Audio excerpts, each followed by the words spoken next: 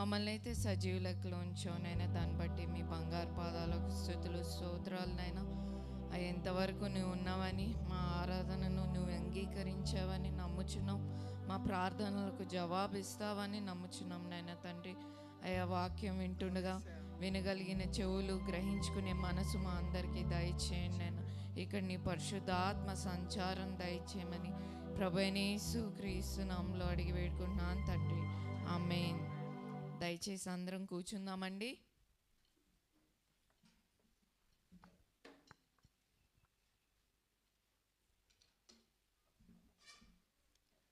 మొదటిగా తల్లులైన వారందరికీ happy mother's day. So పురుషులు, మీరు ఎంతమంది మా మదర్ ఉన్నారు అంటారు? చేయి చూపిస్తారా? సో పొద్దున్నే మనకి కొంతమంది ఓల్డ్ వాళ్ళకి హ్యాపీ మదర్స్ డే అలా చెప్పం, కానీ పొద్దున్నే లేచి ఫోన్ చేసి ఎవరైనా మాట్లాడారా? ఒకసారి చేయి చూపించండి. మీ మదర్స్తో మీరు పొద్దున్నే మాట్లాడారా ఎవరైనా? అబ్బే, ఇవేమీ లేవు మనకి ఇప్పుడు. సరే, ఒకవేళ మాట్లాడిపోతే చర్చ్ అయిపోయినాకైనా ఒకవేళ దగ్గర ఉంటే ఏదైనా చిన్న బహుమానంగా ఇవ్వండి, లేకపోతే విష్ చేయండి, పలకరించండి, సరేనా? మరి ఇక్కడ మనము ఒక ముఖ్యమైన ఒక మదర్ గురించి చూద్దాం. అంతకంటే ముందుగా ఒక ఫార్మర్ అమెరికన్ ప్రెసిడెంట్ అంటాడు, no man is poor who has a godly mother. మీరు చేతిలో చూపిస్తారా? మా మదర్, మా ఫాదర్ దేవుణ్ణి రక్షించుకున్నారు, దేవుణ్ణి అంగీకరించారు అని. సో మనకి అలాంటి గాడ్లీ మదర్స్ ఉన్నప్పుడు మనము పూర్ కాదంట. అర్థమైందా? ఎందులో పూరు? డబ్బుల విషయంలో కాదండి. యేసయ్య ఉన్నాడు, వారు మన కొరకు ప్రార్థన చేస్తారు, మనల్ని ప్రార్థనలో నడిపిస్తారు. కాబట్టి ప్రతి విషయంలో మనం దేని కొరకు ఆధారపడి ఉంటాం? దేవుని మీద ఆధారపడి ఉంటాం. మరి నా మాటలు కాదండి, former president, American president Abraham Lincoln గారు అన్నారు, no man is poor who has a godly mother అని. మరి మదర్స్ డే చాలాసార్లు మనం చాలా అనేకమైన ప్రసంగాలు వింటాము. మరి ఈ దినాన ఒక ప్రత్యేకమైన స్త్రీ గురించి మనం చూద్దాము. ఒకసారి నిర్గమ కాండము 1వ అధ్యాయం 8 నుండి కొన్ని వచనాలు నేను చదువుతాను. Childrens be quiet, childrens be quiet. 8 నిర్గమకాండం 1వ అధ్యాయం 8 నుండి చూద్దాం. అప్పుడు యోసేపు ఎరుగని క్రొత్త రాజు ఐగుప్తుని ఏలనారంభించెను. అతడు తన జనులలో ఇట్లనెను, ఇదిగో ఇజ్రాయేలు సంగతి అయిన ఈ జనులు మనకంటే విస్తారంగా బలిష్టంగాను ఉన్నది. వారు విస్తరింపకుండునట్లు మనము వారి ఎడల యుక్తిగా జరిగించుము రండి. లేని ఎడల యుద్ధము కలిగినప్పుడు కూడా మన శత్రువులలో చేరి మనకు విరోధంగా యుద్ధము చేసి ఈ దేశంలో నుండి వెళ్ళిపోదురేమో అనెను. కాబట్టి వారి మీద పెట్టిన భారములలో వారిని శ్రమ పెట్టుటకు వెట్టి పనులు చేయించుచు అధికారులను వారి మీద నియమింపగా, వారు ఫరోకు కొరకు ధాన్యాదులను నిల్వ చేయు పీతోము రామెసేను అను పట్టణంలో కట్టిరి. అయినను ఐగుప్తీయులు వారిని శ్రమ పెట్టిన కొలది వారు విస్తరించి ప్రబలిరి గనుక వారు ఇజ్రాయేలీల ఎడల అసహ్యపడిరి. ఇజ్రాయేలీల చేత ఐగుప్తీయులు కఠినంగా చేయించుకొనిరి. వారు ఇజ్రాయేలీల చేత చేయించుకున్న ప్రతి పనియు కఠినముగా ఉండెను. వారు జిగటమంటి పనిలో, ఇటుకల పనిలో, పొలంలో చేయు ప్రతి పనిలో కఠిన సేవ చేయించి వారిని ప్రాణములు విసిగించిరి. చాలండి. దేవుడి వాక్య భాగం దీవించును గాక. ఇక్కడ చూసినట్లయితే ఇజ్రాయెల్ జనాంగాన్ని మనం చూడవచ్చు, అలానే ఐగుప్తు వారిని చూడవచ్చు. ఐగుప్తు రాజు ఎవరండి? పరిపాలన చేసేది ఫరో రాజుగా ఉన్నాడు. మరి వీరు ఐగుప్తు వారు యోసేపు తర్వాత ఇంచుమించు చాలా గ్యాప్ వచ్చింది. ఆ తర్వాత ఎందుకు ఈ ఇజ్రాయలైట్స్ ఎక్కువ మంది విస్తరిస్తున్నారు, వీరిని చంపివేయాలి అని ఫరో ఒక చట్టాన్ని జారీ చేస్తాను. మీ అందరికీ తెలుసు ఏంటంటే, ఆడపిల్లలనైతే ఉండనియండి, మగ పిల్లలనైతే చంపివేయండి. మన చోట రివర్స్, మన ఇండియాలో మరి గర్ల్ చైల్డ్ అంటే అదేదో భారంగా ఫీల్ అవుతారు. ఆడపిల్లలను ఆ చెత్త కుండీల్లో అలా పాడేసి వెళ్తాయి. ఇక్కడ చూడండి రివర్స్, ఆ మగపిల్లలు అయితే ఏళ్తారు, వారు అధికారంలోకి వస్తారని వారిని అయితే చంపివేయండి, ఆడపిల్లలని అయితే ఉండని అని అంటారు. అయితే ఇక్కడ ఒక ప్రత్యేకమైన స్త్రీలను మనం చూడవచ్చు. ఆ 15వ అధ్యాయం నుంచి చూసినట్లయితే ఇక్కడ ఇద్దరు వ్యక్తులు మనం చూడవచ్చు, షిప్రా, పూయా. మరి వీరెవరు తెలుసా అండి? డాక్టర్స్. మరి మీ అందరికీ పాతకాలంలో డాక్టర్స్ ఉండేవారు కాదు, ఒక మంత్రసానులు అనేవారు వచ్చి డెలివరీ చేసేవారు. మరి ఇంగ్లీష్ బైబిల్లో అయితే మిడ్ వైఫ్స్ అని రాయబడి ఉంది. మరి వీరు హీబ్రూ విమెనే, కానీ వారు ఎక్కడ పనిచేస్తున్నారు? ఐగుప్తులో పనిచేస్తున్నారు. అయితే ఫరో ఒక చట్టం జారీ చేశాడు, ఏంటంటే మగ బిడ్డలు పుట్టక మునిపే వారిని పుట్టకుండా చేయాలి. వారు పుట్టడానికి వీల్లేదు, వారి స్ట్రెంగ్త్ పెరగడానికి వీల్లేదు. కానీ వీరు హెబ్రీ స్త్రీల పట్ల ఎంతో కనికరం కలిగి దయ కలిగి ఉన్నారు. మరి వారు వెళ్ళి డెలివరీ చేసే లోపంట వారు పుట్టేశారు, పిల్లలు పుడతారని ఇక్కడ రాయబడి ఉంది. అయితే వాళ్ళని పిలిపిస్తారు, ఈ షిప్రాను పూయాని పిలిపించి, మీకేం పని చెప్పాము? ఆ మగపిల్లలను పుడితే చంపమని చెప్పాం కదా, మీరేం చేస్తున్నారు? ఎందుకు కననిచ్చారు అంటే వీరు చాలా తెలివిగా సమాధానం ఇస్తారు. ఏమని తెలుసా? మేము వెళ్ళేసరికి వీరు చాలా హెబ్రీ స్త్రీలు, చాలా చురుకైన వారు, మేము వెళ్ళకేసరికి వారు కాన్పు అయిపోతుంది, బిడ్డలు బయటకు వచ్చేసరి ఏం చేయమంటారండి అని అంటున్నారు. మరి నిజంగా వీరిని మెచ్చుకోతగ్గ విషయం, వారు ఎక్కడున్నా ఎవరి కోసం బతికారండి? క్రీస్తు కోసం బతికారు. మరి ఎన్ని చట్టాలు ఏమొచ్చినా వారు చేయవలసిన పనిలో నమ్మకంగా ఉన్నారు. ఒక దేవుని యందు భయభక్తులు కలిగిన స్త్రీలుగా ఉన్నారు. అలా పుట్టనిచ్చాడు. ఒకవేళ వీళ్ళే ఆ పని చేయపోయి ఉంటే ఈరోజు గొప్ప నాయకుడైన మోషేని మనం చూసేవాళ్ళం కాదు. ఆ ముందు చూసినట్లయితే 2వ అధ్యాయంలో మరి అక్కడ ఒక స్త్రీ ఉంటుంది, అది చదువుకుంటే బాగుంటుందండి. లేవి వంశస్థుడు ఒకడు వెళ్ళి లేవి కుమార్తెను వివాహం చేసుకొనెను.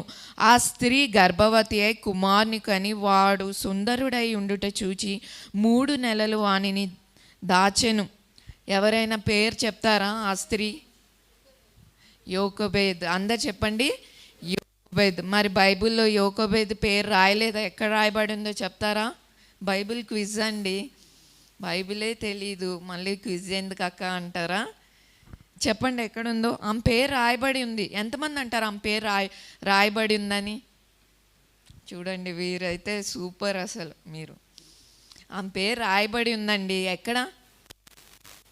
యోకోబెద్. అంటే ఆ పేరుకి అర్థం ఏంటంటే యెహోవా ఈజ్ మై గ్లోరీ, అంటే యెహోవా నా యొక్క మహిమ, యెహోవాయే నాకు మహిమ అనే అర్థము. మరి ఆమెను గురించి ఎక్కడ ఆమె లేవి వంశస్థురాలని రాయబడి ఉంది. ఎక్కడంటే సంఖ్యాకాండం నంబర్స్ 26:58. సంఖ్యాకాండం 26వ అధ్యాయం 58వ వచనం. లేవీయుల వంశంలో ఏవనగా లిబ్నీయుల వంశము, హెబ్రోనీయుల వంశము, మహలీయుల వంశము, మూషీయుల వంశము, కోరాహీయుల వంశము.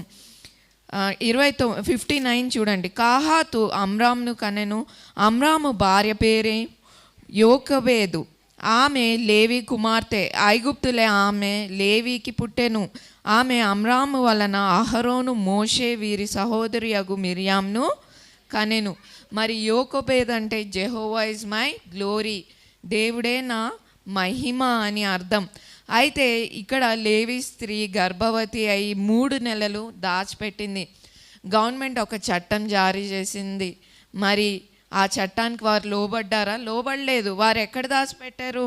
వారి ఇంట్లోనే 3 నెలలు దాచిపెట్టారు. అపోస్తుల కార్యములు 5:29లో చూసినట్లయితే మనం మనుషులకు కాదు దేవునికే కదా మనం లోబడి ఉండవలసినది అని పౌలు గారు అంటారు. మరి ఈ దినాన మనము లోబడట్లేదు. ఇక్కడ ఫర్ సపోజ్ మనమే ఉన్నామండి, ఈరోజు మనకు ఒక చట్టం జారీ చేశారు, మీరు ప్రార్థన చేసుకోవద్దు, మీరు మందిరాలకు వెళ్ళొద్దంటే, లేకపోతే మిమ్మల్ని షూట్ చేసేస్తాం, మిమ్మల్ని జైల్లో పెట్టేస్తామంటే ఎంతమంది అమ్మ ఎందుకు వచ్చిన ప్రాణం దొరికితేనే మేలు అనుకుంటాం. కానీ వీరు 3 నెలలు ఆ బిడ్డను దాచిపెట్టారు. ఆ తర్వాత ఆమె వానిని దాచలేక వాని కొరకు ఒక జమ్ము పెట్టె తీసుకొని దానికి జిగటమన్నును కీలును పూసి అందులోనే ఆ పిల్లవానిని పెట్టి ఏటి ఎడ్డున జమ్ములో దానిని ఉంచగా, మరి మొట్టమొదటిగా ఆ స్త్రీ ఎవరు? లేవి స్త్రీ. ఆమె పేరు బట్టే మనకి అర్థమైంది ఏంటి? ఆమె ఒక దేవుని యందు భయభక్తులు కలిగిన స్త్రీ. ఆమె పేరు ఏమనుంది? దేవుడే నాకు మహిమ అనుంది. అయితే 3 నెలలైతే అధికారులు, రాజులు, వారి అమ్రామ్ అండ్ యోకోబెద్, వీరు భయపడలేదు. ఈ చట్టాలు ఎన్ని మారినా ఆ బిడ్డ ఎలాగైతే నేను పుట్టాడు దాచిపెట్టారు, కానీ మమ్మల్ని అసలు అలా పెట్టుకొని ఉంటే వారిని ప్రాణాలు సైతం తెగించినట్లే చంపివేసేవారు. అయినప్పటికీ భయపడలేదు, కానీ దాచిపెట్టారు. అంతటితో చాలామంది సమస్య వచ్చినప్పుడు, ముఖ్యంగా స్త్రీలు, బలహీనమైన వారు చూడంగానే ఏడ్చేస్తారు. అర్థం కాని పరిస్థితితో వస్తే ఫస్ట్ మనం ఏడ్చేస్తాం, కన్నీళ్ళు కార్చేస్తాం. ఇప్పుడు ఎలాగా ఎవరైనా సలహా ఇస్తే తీసుకుంటాం, లేకపోతే కూర్చొని పళ్ళుమని కారిపోతాయి. ట్యాప్ ఓపెన్ అంటారు కదా, అలా. మరి ఇక్కడ ఆమె ఏడవలేదు. 3 నెలలు దాచిన తర్వాత ఆమె ఏం చేసింది? ఒక జ్ఞానంగా ప్రవర్తించుకుంది. ఏమని? ఒక జమ్ము పెట్టె తీసుకొని కీలును, మరి ఆ పెట్టె ఒక బాస్కెట్ లాంటిది తయారు చేసి దానికి ఏ నీళ్లు వెళ్ళకుండా, దానికి ఏంటిది? కీలు అంటే ఏమంటారు? ఇంకొక పదం, ఒక బంకమట్టి టైప్. అది ఒక ఇంకొక మాట కూడా ఉంటుంది, లక్క. అలాంటిది పూసింది. పూసాక మరి అందులో నీళ్ళు వెళ్ళవు. ఎంతో సమయోచితంగా ప్రవర్తించింది. మరి ఇక్కడ జ్ఞానం కలిగిన స్త్రీ సమయోచితంగా నడుచుకుంటుంది. మరి ఇంగ్లీష్లో ఒక సామెత ఉంది, wise women makes best use of timing and tact. Timing ఉంటే సరిపోదండి, ట్యాక్ట్ ఉండాలి. What is mean by tact?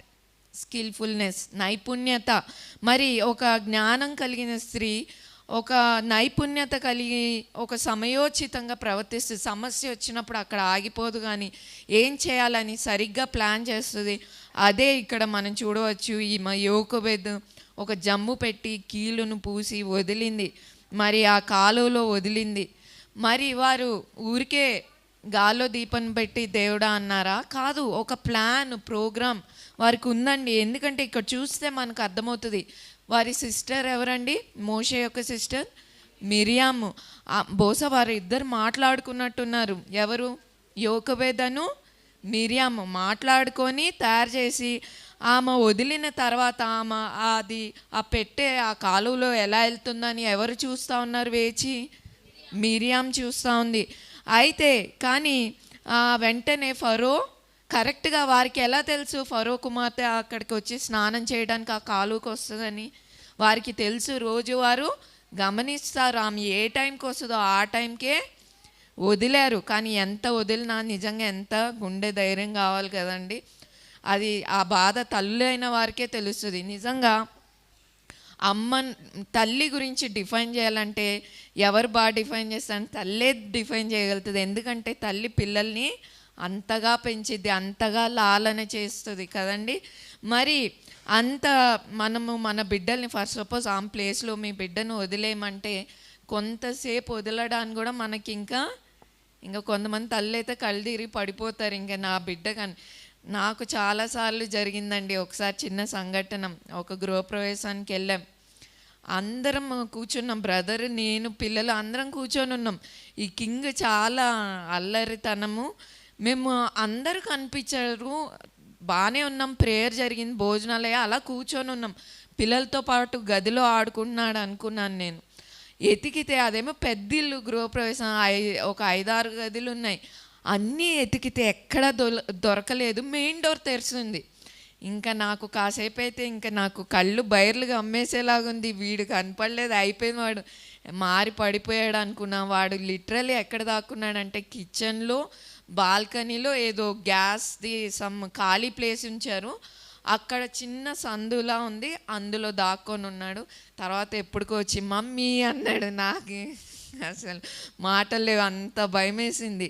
మరి మనం అంతగా కొంతసేపు పిల్లలు కనిపిపోతే కంగారు పడిపోయి ఇంకా కళ్ళల్లో నీళ్ళే లిటరలీ వచ్చేస్తాయి. కానీ ఇక్కడ ఒక బేబీని ఆమె అందులో పెట్టి వదలాలంటే ఎంత ధైర్యం కావాలండి, అది మాటల్లో వర్ణించలేము. మరి ఆ జమ్ము పెట్టెలో పెట్టేసి వదిలేసింది. తన సిస్టర్కే అంత భయమేసింది మిరియంకి. చివరి నుంచి చూస్తుంది అసలు ఆ పెట్టె ఎలా, ఆ పెట్టెలు అక్కడ ఆ కాలువలో ఏమున్నాయో ఎవరికేం తెలుసు. అక్కడ నీటి పాములు ఉంటాయి, క్రాకడైల్స్ ఉంటాయి, తాబేలు ఉండొచ్చు, లేకపోతే ఏమంటారు ఫ్రాగ్స్ ఉంటాయి, అన్నీ ఉంటాయి.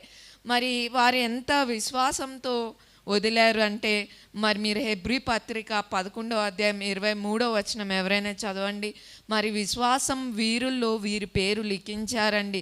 నిజంగా దేవుని యందు విశ్వాసంతో వారు ఆ బిడ్డను వదిలేరు. మరి ఒకసారి చదువుతారా? హెబ్రీ పత్రిక 11:23. మోషే పుట్టినప్పుడు చదవండి సిస్టర్. సుందరుడై ఉండుట చూచి విశ్వాసమును బట్టి రాజాజ్ఞకు భయపడక 3 మాసములు అతని దాచిపెట్టిరి. మోషే పెద్దవాడైనప్పుడు విశ్వాసమును బట్టి ఐగుప్తు ధనము కంటే క్రీస్తు విషయమైన నింద గొప్ప. చాలండి. మరి వారి తల్లిదండ్రులు విశ్వాసమును బట్టి ఆ బిడ్డను దాచిపెట్టారు. ఆ తర్వాత మీరు చూసినట్లయితే చివరికి వారికి ఎంత ఆధిక్యత దొరుకుతుందంటే, ఫరో కుమార్తె స్నానానికి వచ్చినప్పుడు ఈ ఆ మిరియంతోనే చెప్తుంది. ఆమె అడుగుతుంది తెలివిగా, ఎవరినైనా ఈ బిడ్డను చూసుకొనుటకు, ఈ బిడ్డకి పాలు ఇవ్వటానికి ఎవరినైనా తీసుకొని రానా అని అడిగినప్పుడు, సరే తీసుకొని రమ్మని చెప్పినప్పుడు తన సొంత తల్లిని తీసుకొని వెళ్తుంది. మరి ఈ యొక్క ప్యాలెస్లో వెళ్ళాక ఎవరు యోకబేదు తన సొంత కుమారునికి ఏమిస్తుంది?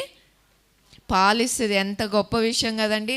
ఆజ్ఞ ఏంటి? మగబిడ్డలందరినీ చంపివేయండి అని. కానీ దేవుని బిడ్డలకి ఏమైనా తక్కువైందా?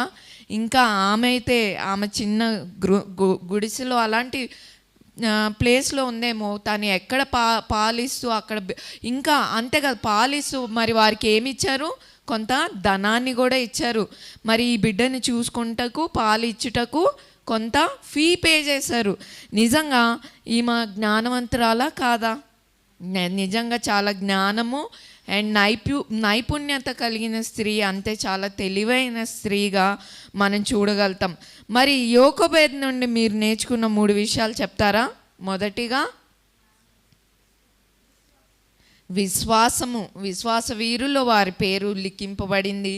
రెండవదిగా ఒక జ్ఞానం కలిగిన స్త్రీ నైపుణ్యతను సమయోచితంగా ప్రవర్తిస్తుంది. అదే మనకు సామెతల్లో చూస్తాం, జ్ఞానం కలిగిన స్త్రీ మౌనంగా ఉంటుందని. మరి మూర్ఖులు వెంటనే తమ మూర్ఖత్వము వెల్లడిపరుస్తారు తమ నోటి మాటల చేత. కానీ జ్ఞానం కలిగిన స్త్రీ సమయోచితంగా మాట్లాడుతుంది. మరి అంతేకాదు, వారు మనుషులకు భయపడలేదు, కానీ దేవుని కొరకు దేవుని అందు గుడ్డిగా నమ్మారు. విశ్వాసం, దేవుడు చూసుకుంటాడని. నిజంగా తను ఒక ప్రార్థన పరురాలు కాబట్టే తను ఒక విశ్వాసంతో ఆ బిడ్డను వదిలింది. కానీ దేవుడు విడిచిపెట్టాడా? విడిచిపెట్టలేదు. మరి మీరెందుకు మీ బిడ్డలను దేవునికి ఇవ్వట్లేదు? ఇది నాన్న ఎంతమంది ప్రథమ ఫలం ఉన్నారు చెప్పండి? కుమారులు. ఈ దినాన కుమారులే కాదు, కుమార్తెలు కూడా ప్రథమ ఫలం అయితే దేవునికే. మరి ఎందుకు ఆమె ఆఫ్టర్ ఆల్ ఒక కాలులోనే ఒక బిడ్డను వదిలేసిందండి? దేవుడు చూసుకుంటాడు, దేవుడు ఉన్నాడని. మరి మీరెందుకు మీ బిడ్డలను సేవకు పంపించట్లేదు? మీకు ఆ విశ్వాసము లేదు. కాబట్టి మనము విశ్వాసంలో బలపడాలి. దేవుని కొరకు ఏదైనా చేయడానికి తెగించేవారుగా ఉండాలి. మరి చివరిగా మనము 2వ పేతురు 1వ అధ్యాయం 5వ వచనం నుండి కొన్ని వచనాలు చదువుదాం. పేతురు రాసిన 2వ పత్రిక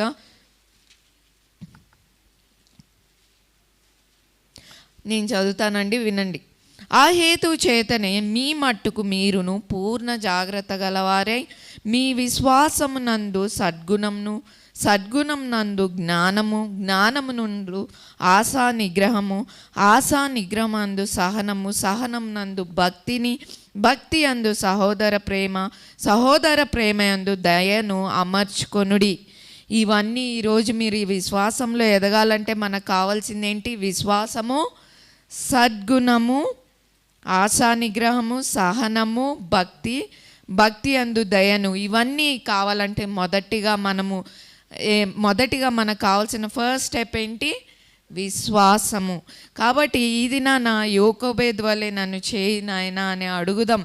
మరి ఒక విశ్వాసం గల తల్లి. మరి ఈ మోషే ఎవరండి? నా ఇల్లంతటిలో నమ్మకమైన వాడు. మరి ఆయనని ఎవరు పొగిడారు? మనుషులు పొగిడారా? ఎవరు పొగడలేదు. దేవుడే ఒక మంచి సర్టిఫికేషన్ ఇచ్చాడు. ఆ ఘనత ఎవరికి చెల్లుతుంది?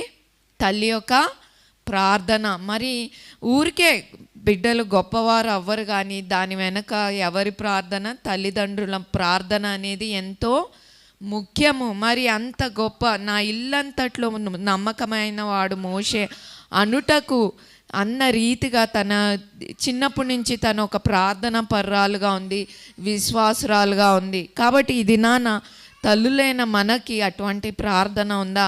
మన బిడ్డల కొరకు ప్రార్థన చేస్తున్నామా? మన బిడ్డలను దేవుని సేవకి వదిలేయటానికి ఎంతమంది సిద్ధంగా? ఏమైపోతే పర్వాలేదు, దేవుని సేవకి వదిలేయాలి అని ఎంతమంది నిశ్చయించుకున్నాం? రీసెంట్గా ఒక చిన్న మీకు చెప్పాలనుకుంటున్నాను. ఏంటంటే, మీరు చూసినట్లు ఉన్నారు న్యూస్లో, సిడ్నీ ఆస్ట్రేలియాలో మరి ఇమ్మాన్యుయల్ అనే ఒక ఆయనను ఇలా ప్రసంగం జరిగేటప్పుడే కత్తిపెట్టి చంపేయాలని వచ్చేసారు. మరి బిల్లీ నేను మా మదర్ కాన్వర్జేషన్ జరుగుతుంటే బిల్లీ పక్కనున్నాడు. తెలియకుండానే బిల్లీ భయపడ్డాడు. ఎప్పుడు భయపడ్డు?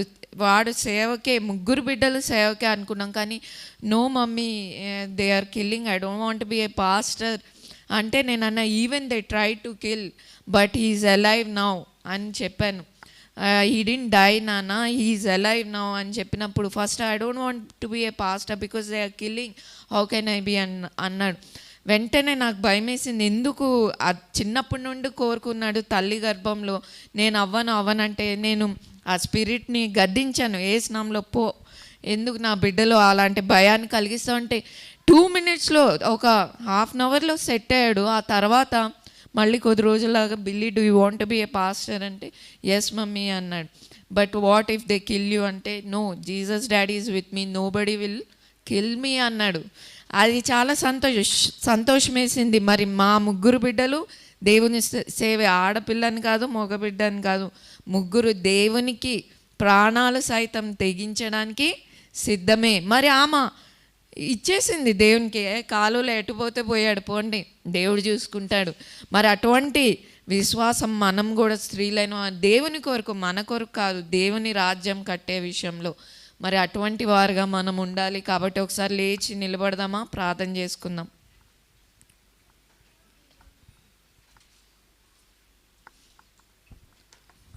దయచేసి మీ నోరు తెరిచి ప్రార్థన చేయండి.